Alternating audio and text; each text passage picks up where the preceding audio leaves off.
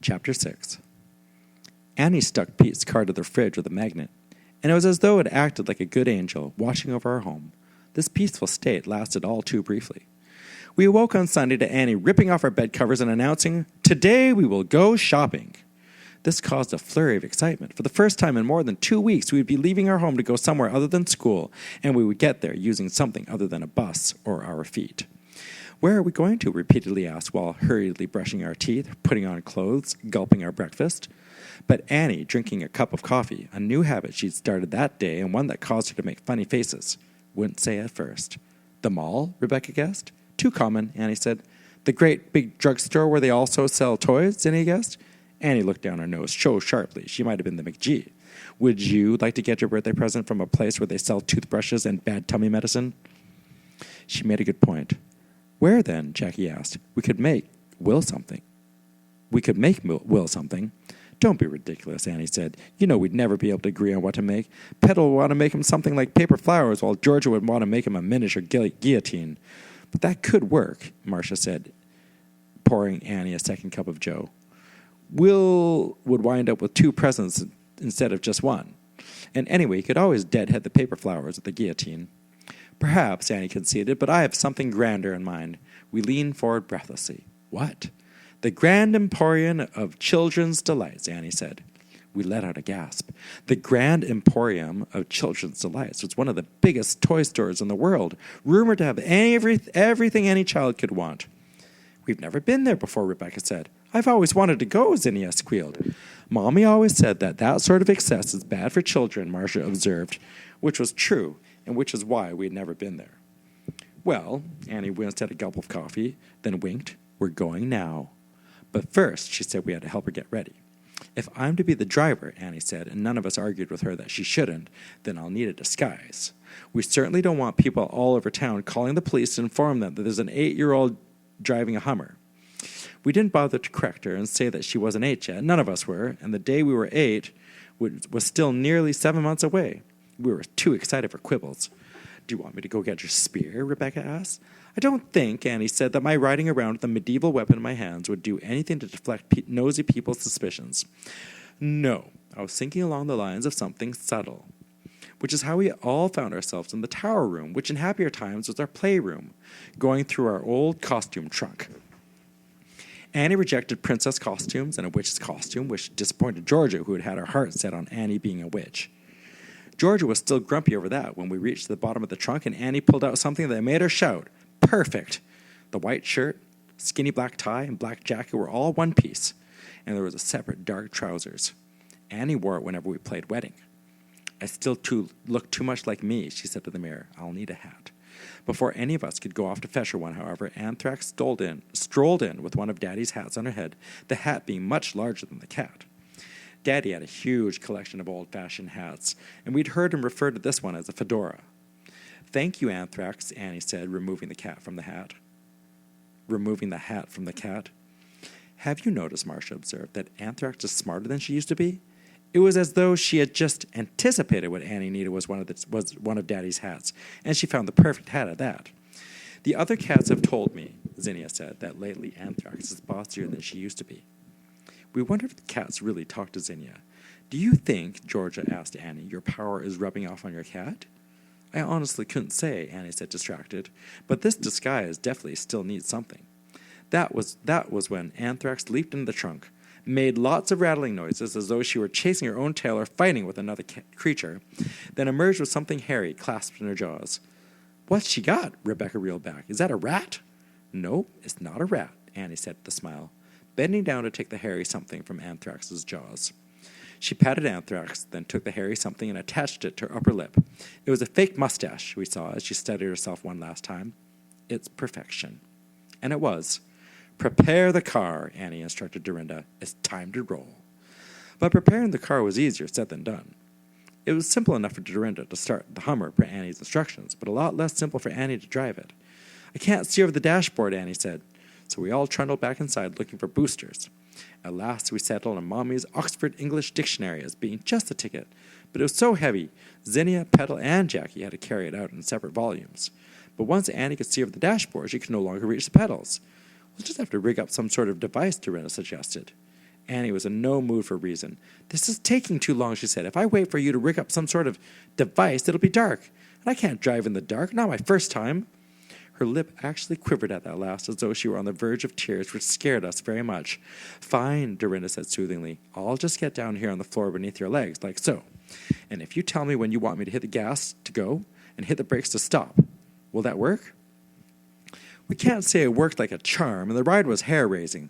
We had to rely on Dorinda blindly following instructions to give him more gas and hit the brakes. But at least it got us there.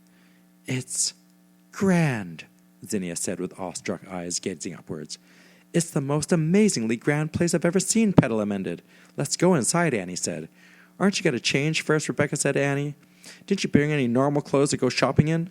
"No," Annie said. "But you look ridiculous," Rebecca pointed out. "Maybe," Annie smiled, "but there's method to my ridiculousness." Once inside, we couldn't settle down to shopping for Will right away. There was too much to look at, too much to touch, and no parent there to say, "Don't touch." Too much to play with. There was the jungle area, with oversized stuffed animals and a gorilla that was a story tall. There was the dollhouse area, fully equipped with child-sized houses and dolls. There was the magic area, with everything you could want for turning a toad into a prince or an enemy into a toad. "Is this pretty wand and book of potions in our budget?" Zinnia asked. "Afraid not today," Annie said gently. "Too bad. I imagine spells and potions would come in handy now." Then she hustled us to the third floor of the store, where they sold mostly boy things, and which we thought would be boring, but that totally was not. "I am thinking something involving bats and balls," Marcia said. "I'm thinking something that makes lots of noise," Jackie said. "And I'm thinking," Annie said, "that we need to get him something stupendous." "But why?" Rebecca asked. "Because," Annie said, "when he comes to our parties, he always brings us 8 presents. He deserves something grand." "Well, he likes hockey." Jackie's voice trailed off. And that's when we saw it. The super-duper, faux hockey, mash-em, smash-em reality toy kit. "It's perfect," Annie said. As we studied the gigantic box with her, we realized that it was. It had everything. Its own face masks and shin guards and hockey sticks, and it even came with its own miniature indoor rink and instructions on how to create a winter wonderland in the basement of any normal-sized home. "It really is perfect," Dorinda said. "Any boy would love one of these." "Well, Will certainly would," Annie said. "But who will he play with?" Dorinda asked. "Will's an only child." Annie shrugged. "I'd be happy to play this with him after school sometimes, wouldn't you?" We all agreed that would be the best. But when it came time to go pay for it, we realized the box of the one on display was badly torn, so Annie went to find a salesperson to see if a nicer one could be found.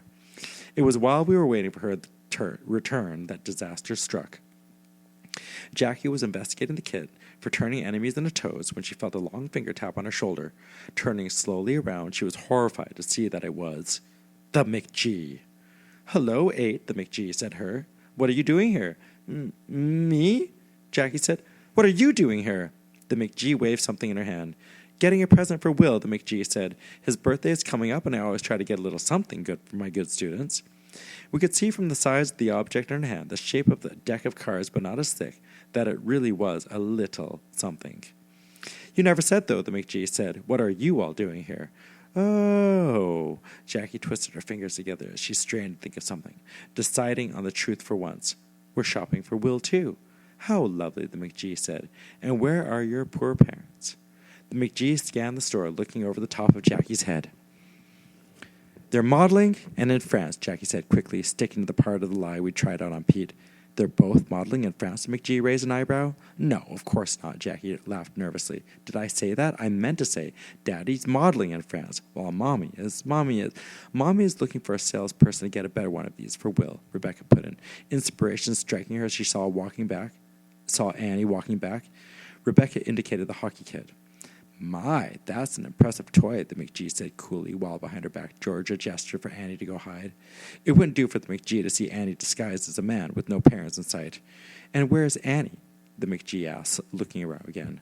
She's had a dreadful stomach virus," Jackie said, once again relying on the lie we told Pete, only this time applying it to a different family member. "I see," the McGee said. "And who is taking care of her if your father is modeling in France and your mother is here with you?" We couldn't very well say Annie was home alone, could we? Then the McGee would question our parents' fitness to parent us. So Jackie said the only thing anyone could say. "Oh, Annie's here, too, Jackie said brightly. Mommy was going to take her to the bathroom again before going off to find that salesperson. I wonder what could be keeping them. At the mention of Annie being in the store and ill, the McGee's lip curled. I really have to go pay for this, she said hurriedly, waving the thin deck of cards again. I've got a lot to do today. Please give my best to your poor mother and tell Annie I hope she feels better. And for goodness sake, if she's still feeling badly tomorrow, tell her to stay home from school. Oh, Jackie said with a smile, relaxing now that the McGee was hurrying away from us. I'm sure Annie will be better by then. Once the McGee was gone, it was safe for Annie to come back. She had secured a nicer hockey kit, and we made our way to the cash registers. When it came time to actually arrange payment for our purchase, we saw that Annie had thought of everything. She pulled out one of Daddy's credit cards and offered it to the stunned sales clerk. The woman in her red smock and badly dyed blonde hair looked at Annie in her suit, hat, and mustache. But Annie refused to be stared down. What's the matter? Annie said in her daddy voice. Haven't you seen a midget, old chap? You know it's jolly rude to stare. In the end, the embarrassed clerk ran the credit card through the register, apologizing profusely as she handed Annie a pen and the credit card slip, on the bottom of which Annie forged Robert Wheat. Annie really had thought of everything. On the way home, she even remembered to stop for kibble for the cats.